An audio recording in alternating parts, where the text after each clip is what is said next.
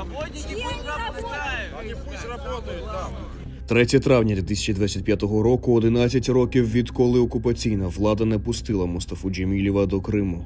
У 2014 році тисячі кримських татар зібралися біля адміністративного кордону, щоб зустріти свого лідера. Вони вимагали його пропустити додому. Окупанти відповіли спецпризначенцями, бронетехнікою та блокпостами. Спротив намагалися жорстко придушити. Попри загрозу, кримські татари прорвалися до кордону, вигукуючи «Народ, батьківщина, Крим». Близько 100 людей були затримані, згодом оштрафовані.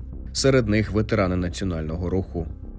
Аби уникнути жертв серед мирного населення, лідер кримських татар не став в'їжджати до півострова. Джемілєву видали 5-річну заборону на в'їзд, а згодом до 2034 року.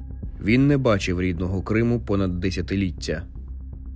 3 травня стало днем гідності і незламності кримськотатарського народу. Спротив триває.